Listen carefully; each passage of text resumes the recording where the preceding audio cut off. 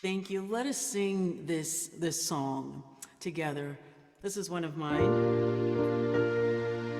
as we prepare.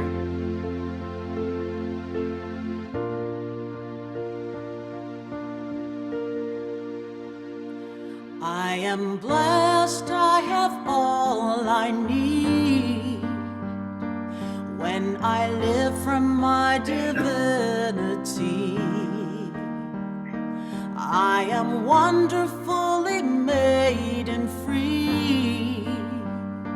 I accept my responsibility to create a life that's worthy of the divine in me. If you're able, join me. I am blessed, I have all I need when I live from my divinity. I am wonderfully made and free. I accept my responsibility to create a life that's worthy of the divine in me. Once more. I am blessed, I have all I need when I live from my divinity. I am wonderfully made and free. I accept my responsibility to create a life that's worthy of the divine in me. To create a life that's worthy of the divine in me.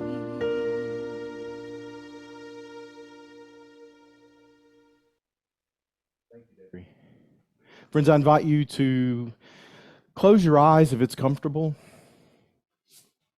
Soften your gaze.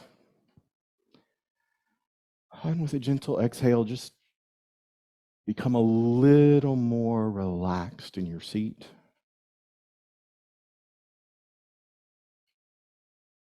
Becoming a little more present to your breath. A little more present to this precious time and place where we are together in spirit.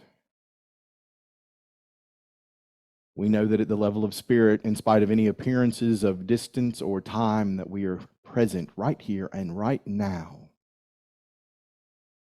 to experience oneness, to experience the freedom of oneness.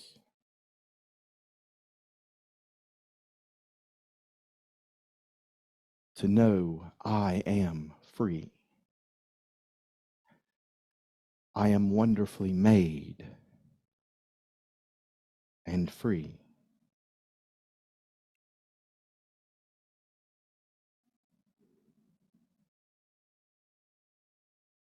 Some of us may have thoughts that are wandering, and so we gently pull them back to this transcendent thing that we call God, absolute good and unconditional love. Present everywhere, all the time.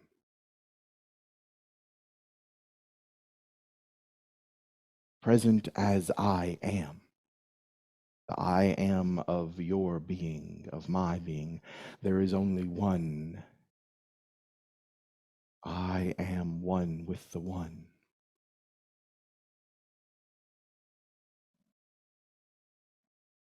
And with a gentle breath, we bring our full awareness away from that transcendent experience to know the immanent, the personal, the divine as me.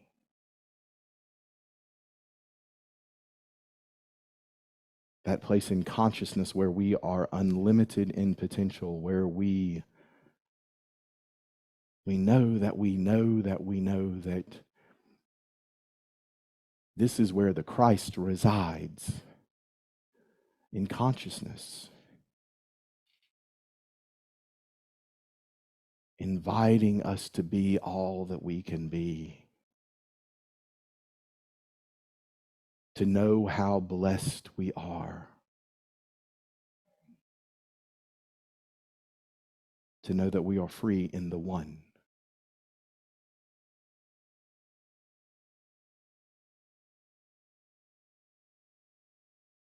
I am blessed and I am free.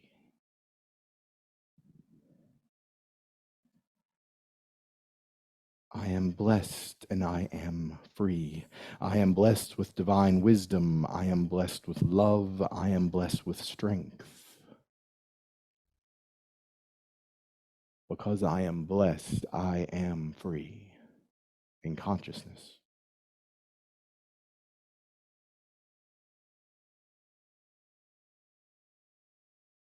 Holding on to this idea that I am blessed and I am free, we relax a little more deeply, a little more fully, bringing our full attention to the awareness of the one.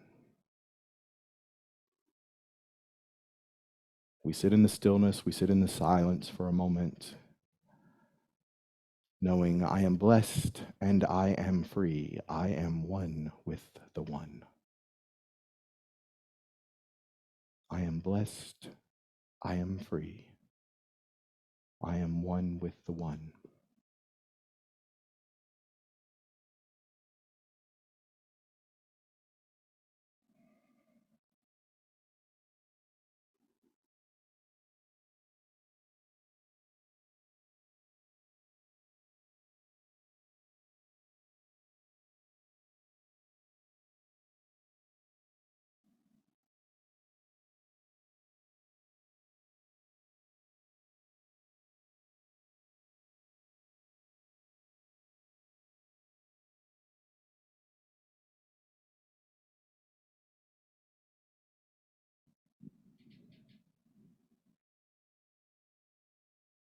I am blessed. I am free. I am one with the one. I am blessed. I am free. I am one with the one.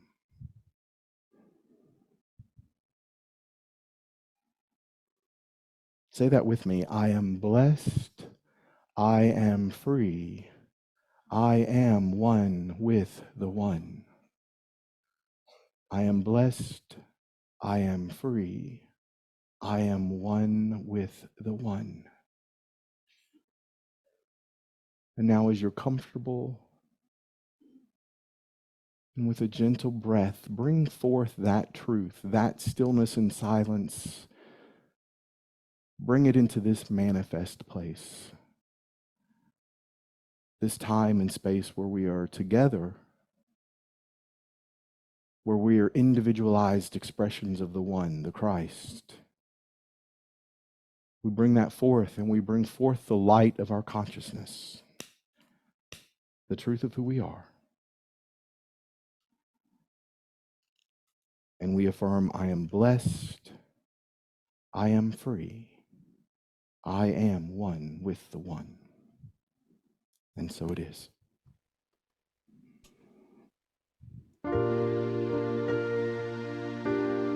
And as you feel comfortable, please sing with me.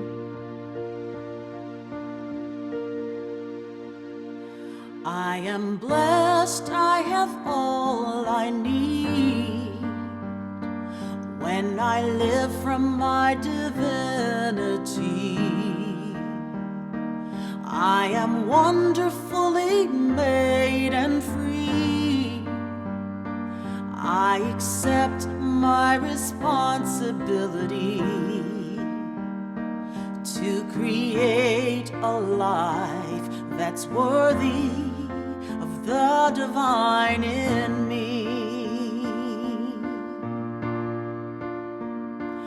I am blessed, I have all I need when I live from my divinity. I am wonderfully made and free. I accept my responsibility to create a life that's worthy of the divine as me. One more time. I am blessed, I have all I need when I live from my divinity. I am wonderfully made and free. I accept my responsibility to create a life that's worthy of the divine in me. To create a life that's worthy of the divine in me. And we all know that Rev Todd is going to talk about tithing today, so I found this wonderful song by Gloria. Yes, Reverend Gloria. So I thought I'd get us a little warmed up for that. Here we go. Give and God gives it back to you. Give and God gives it back to you. Give and God gives it back to you. Pressed down and shaken together, running over. Back in good measure, God gives it back to you. Are you ready for that? Here we go. Give and God gives it back to you. Come on, give. Give and God gives it back to you. Again. Give and God gives it back to you. Press down, shake it, shaking together, running over. Back in good measure, God gives it back to you. Oh yes, God gives it back to you.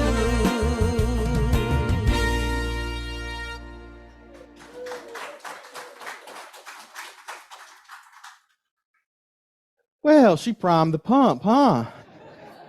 I didn't set that down right.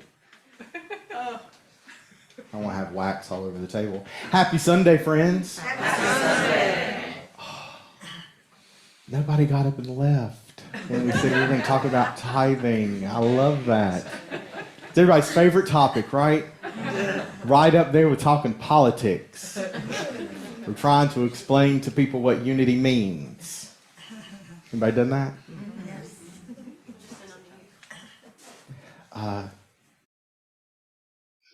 Deep within are things of spirit. Deep within are things of spirit. And we're on this spiritual exploration this year to go deeper, to see what is within in consciousness for each of us to understand, to know, to be in this beautiful experience of life.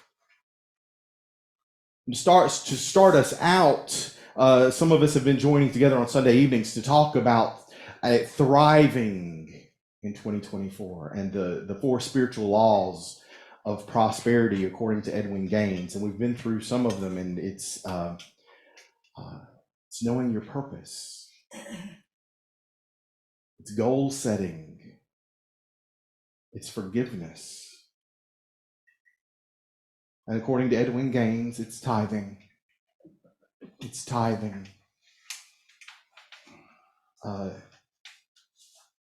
This is something that Edwin says in the book. In fact, tithing is the prosperity principle that tends to bring up the most resistance in people. I could rewrite that sentence. In fact, tithing is the prosperity principle that tends to bring up the most resistance in me. And I have come to understand that any resistance people feel toward tithing invariably comes from a fear that there will not be enough to go around. Anybody ever thought about that? There might not be enough. Lack and limitation. Right? Lack and limitation. We're gonna explore this idea of tithing a little bit today, because I think maybe we can learn something new about tithing, because the understanding of tithing for the most part is that 10% of what you receive should be given. Now, the original, back when we look at our Hebrew scriptures, 10%, the 10% comes from taking 10% of your flock, 10% of your crop, and giving that to the church. 10% of what you have goes to the church.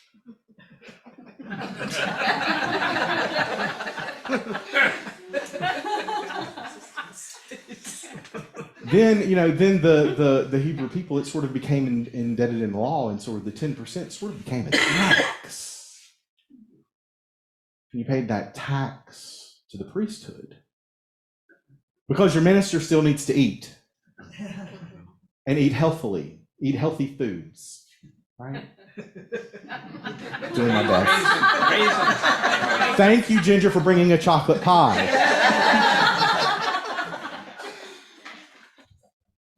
See, we get stuck on this idea that prosperity just means money, because that's what we see in the material world. Because the material world, do not have any gods before me, right? But so much of our culture in the world has turned money into a god. I see, at the level of spirit, your prosperity is the divine ideas that come into your life. Divine ideas are your prosperity. Divine ideas that unlock the doors of heaven. And so you can focus on the divine ideas, because every day, we've been singing it all month with Deidrey, I'm choosing heaven today.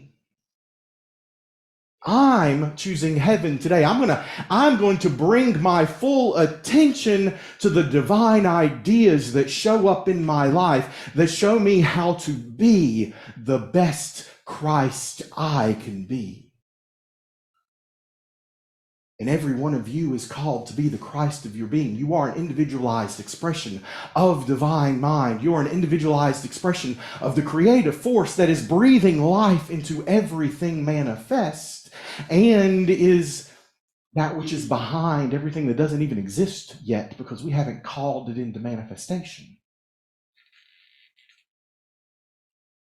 So the easy thing to do is to take 10% of what you earn and give it. Write this down. The easy thing to do is to take 10% of what you earn and give it to your church. That's the easy way to tithe. But I think the real way to tithe is to be aware of the divine ideas that come into your life, and to live through those, and to show up and be the Christ of who you are. And does that include your finances? Absolutely, because money is a divine idea in the mind of God, and we use it for everything, yes? But it doesn't, probably be a new board meeting after this, I say this. Edwin Gaines says that you should tithe to those places where you are spiritually fed, be it a person, a place, an organization, that you tithe to those places that spiritually feed you. Now, I don't for any moment believe that the only place that anyone I know is spiritually fed is just the congregation that they go to on Saturday or Sunday or whatever day of the week, because we are spiritually fed in so many ways, are we not? Yes. But taking 10% of your life force and giving it back to God in those ways that divine ideas are showing up and blessing you and feeding you and awakening you to the truth of who you are in potential. And that might be with a check. That might be buying lunch for somebody. That might be because you have so much love in your life. That might be stopping and breathing and listening to the story of a stranger. Because when we take 10% of what we have and we give it back to God, we have to remember that God is everything that we see, everything that shows up in our life, shows up in our experience. And we are called to be the presence of the Christ in us. So it's not just about money. But also don't make the mistake of saying it's not about money. Because money is an important part of our society. Yes? Yes. I have been reading all these stories this week about these miraculous stories of people who struggle with this principle of tithing and get stuck on just the money part. But the money part is how they know. It is the empirical trial that they have where they seek evidence to know that this is how I live and this is where it makes a difference in my life. Where people look at their budget and they say, if I tithe 10% of what I bring in financially and do my service work and do these things, I'm not going to have enough money for food next week. Has anybody ever looked at their budget and thought, maybe I don't know how I'm going to eat? And I found story after story after story of people who did the empirical trial and said, okay, I will try this for a little while. And I'll tithe, but I'm going to tithe on my net, right? So I'm not tithing on what I get paid. I'm going to tithe on what I bring home. And story after story after story were suddenly a refund check would show up from an insurance company. How many of you had a refund check from an insurance company? What? That happened to me one time. Or suddenly, out of the clear blue, they got a bonus at work. One woman's story was that she got the bonus and was like, well, this is a coincidence, right? Because coincidences aren't like God moments, are they? This is a coincidence, but I'm going to try it again. But this time, I'm going to tithe, because I can eat, because I got this bonus check, which was more than I actually tithed. So now I've got to tithe on my bonus, but then I'm also going to tithe on my salary. But this time, I'm going to do it gross instead of net. And the next month, she got called into her manager's office, and they said, I don't know what's happened, and raises in this woman's company only came out in January. And it was May. And her boss said, I am really confused by this. I mean, she goes in, she gets called into her manager's office. She thinks she's about to be let go. And he says, here, just read this. And it was a letter from her boss's boss that said, we have reviewed the salary of people in your division, and this woman is not making enough money, and she got a 20% raise. That gives me chills. Because see, it's that she didn't just, stop with the money thing. She's also giving. She shows up to volunteer. She shows up to be in service in the world. She shows up in tithes of her energy as well. Tithes of her time. Tithes of the incredible talent that is showing up. And your talent and my talent is when we show up from the Christ potential within. And the Christ potential within is different for all of us. That's why some people make beautiful paintings and other people make beautiful pottery. Some people do both. And other people are amazing cooks like William. Bakers like Kay. Cooks like Carol. I can't wait to try your chocolate pie. If you're visiting, chocolate pie is my favorite. Hands off. Hands off. The Christ of who you are is calling out to be expressed. And tithing is a way that we do that by continuing to show up as the truth of who we are. It is a spiritual practice. It is as powerful as forgiveness is. I heard a story this week from a friend of mine where he was locked in a dispute with someone that has been in his life for many, many years. But he was angry because they did something and they didn't do it the way he had decided it should be done. Have any of y'all ever done that? And so our discussion, well, I'm so angry. I don't, what do I do with this? I'm like, well, you could try forgiveness. You could try forgiveness. Just, an empirical trial. Look for the evidence in your own life to see how does this make a difference in who I am showing up to be. And they said, all right, I'll work on that. I'll work on the forgiveness. And within 2 days, that friend called up and said, I don't think I've been handling some things very well in my life, including our relationship. And I want to work on that. Now, this man did not call up the friend and say, I want you to know I have forgiven you. I don't recommend we do that, because when we just call somebody up, I want you to know that I am so benevolent that I have forgiven you. So now that's going to create a whole new world of opportunity for forgiveness.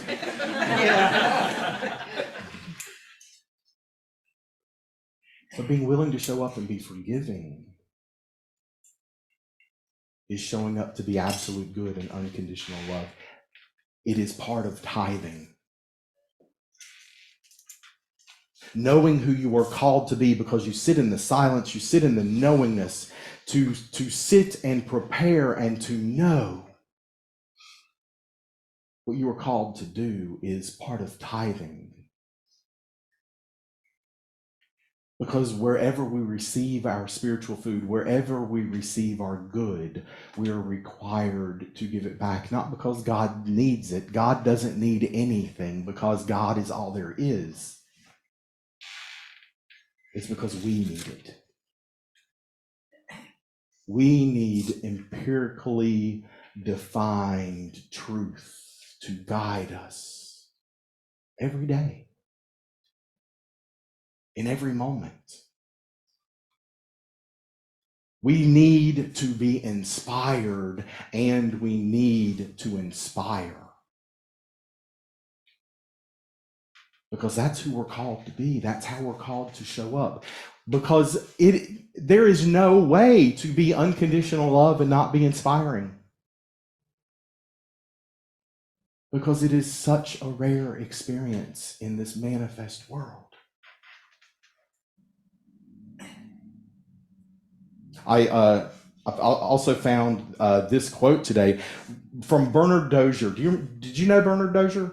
He was a president of the Unity Association of Churches back in the 70s. We have the opportunity of aligning our consciousness with a principle that has been enriching the lives of men and women, expanding businesses and prospering nations for thousands of years. If some individuals who have tried this principle in the past have not experienced much enrichment, that is because the principle is spiritual and works best when applied for the purpose of receiving the total benefits of spirit, rather than for selfish gain of a material nature. To see, tithing is not about giving 10% because you want to get an 80% raise on your check. Tithing is about showing up and giving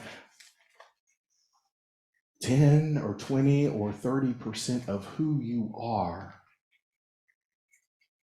in every moment, and then taking time in the stillness and the silence to be with the truth of who you are. To use those 24 spiritual practices to know the perfection that is coming forth in the potential of who you are, so that you can embrace your own wholeness, so that you can experience the presence of God as me. And you do that at least 60 additional minutes every week. And you let the 5 principles guide you. And tithing is just another way of doing that, of dedicating. There's empirical evidence. It's a cotton plant. Most of y'all probably knew that. Cotton. I found out this week that before cotton, that rice was one of the leading crops in the low country of South Carolina. Back before they started having cotton plantations. But I found in an article that Bernard Dozier wrote that there was a congregation in Georgia, mostly farmers. And year after year after year, the boll weevil would destroy the cotton crops. It's an insect. They're not pretty. Don't Google it. But in Alabama, there is a giant statue of a boll weevil, if you want to look that up. Random facts just come into my mind. Thank you, Spirit. Boll weevil. Boll weevils would destroy the crops. And so the minister of this congregation that was mostly farmers, he said, what would happen if we did an empirical trial? That's my words, not his. What would happen if we each took 10% of the land that you're going to farm and we dedicate that 10% to the Lord? And 7 farmers, there's that magic number 7 again.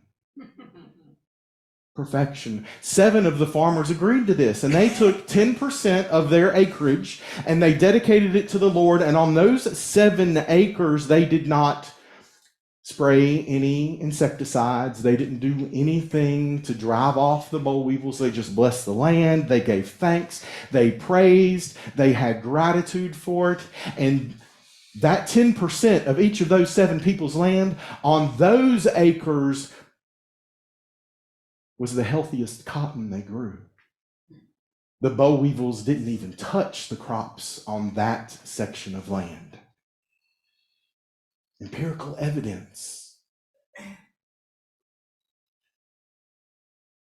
And so the next year, everybody else who needed some evidence, they joined in.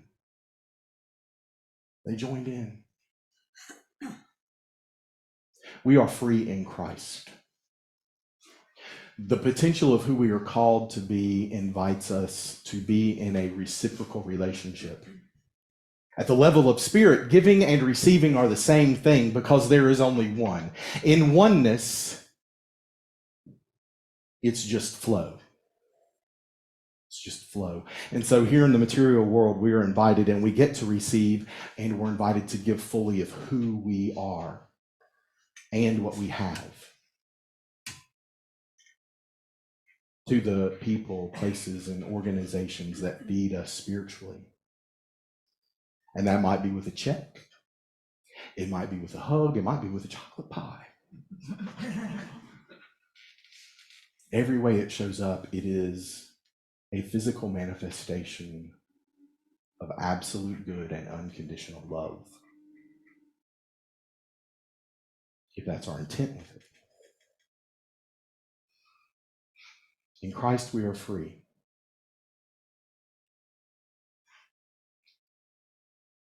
I'm checking in. I would be remiss this morning if I didn't also acknowledge that this picture, and all the pictures today, because didn't Kath do a beautiful job of finding all these beautiful pictures of cotton. Part of the reason in South Carolina that they made the switch from rice to cotton is because they suddenly had a labor force.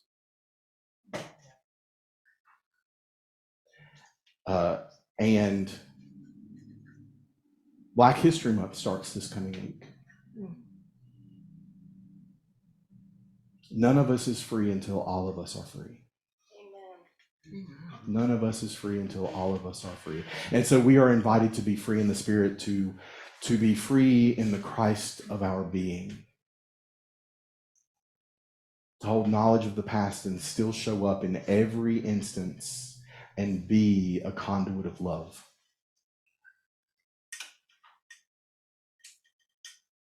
And I want to introduce a new spiritual practice to some of you. Some of you know this spiritual practice. But February's coming.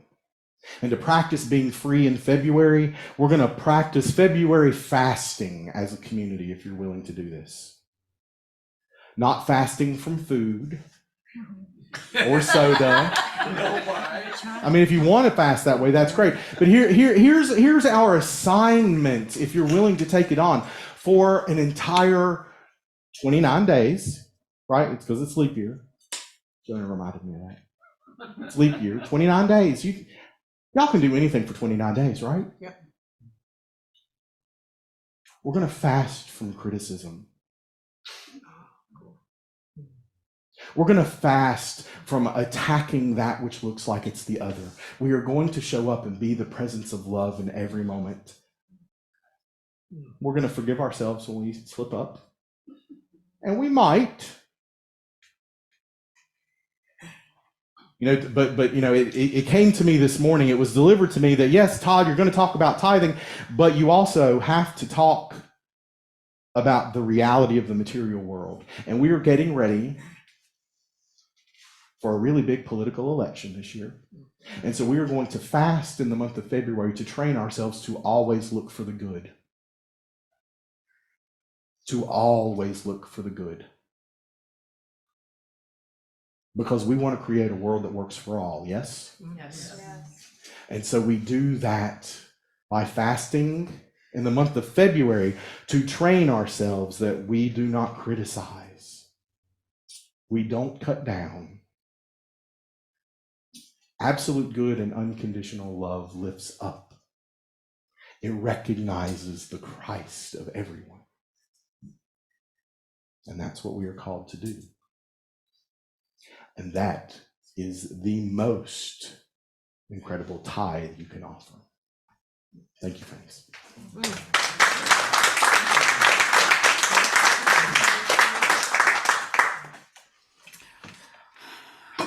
Wow, thank you, Rev Todd. I love what you said about tithing and that being the most important thing that we can do. And I think that we have to remember that we have everything that we will need. Because I think that's where our fear comes in.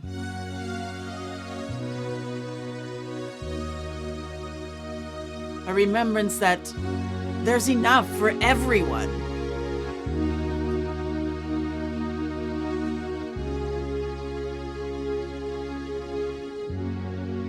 Just as the clouds blanket the world, I am shielded.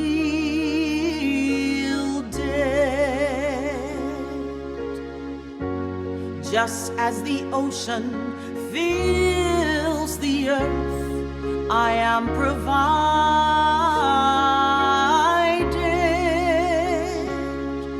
with everything I'll ever need. Everything I'll ever need.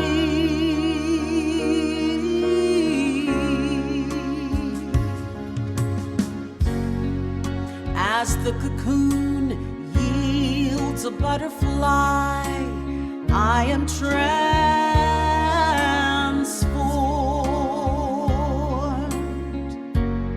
and the melting snow gives birth to spring. I am reborn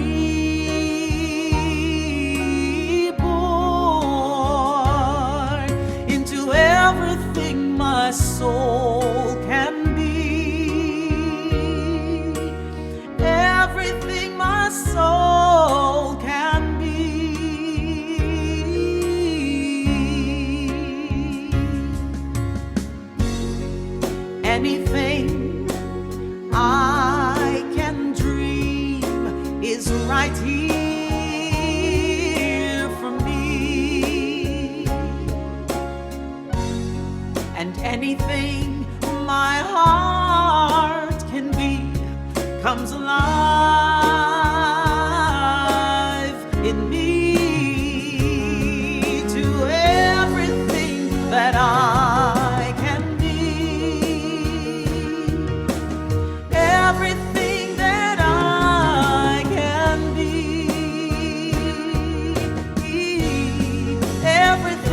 ever need.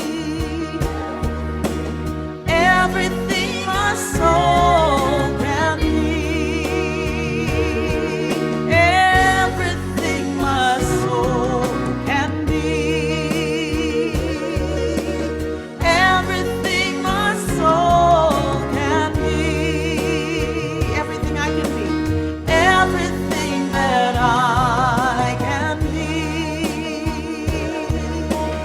Everything that I can be. I have everything, everything. Oh, I have everything I'll ever need. Everything I'll ever need. Oh, yes.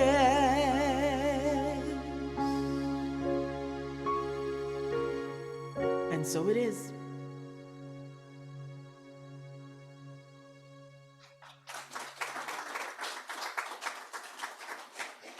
Deidrey, who wrote that? I did. I did. When? Oh, it's an old one. Oh, okay. Did you also write the meditation song today? I did. That one was this morning. Oh no. See, that's showing up in tithing. Thank you, Deidrey, so very much.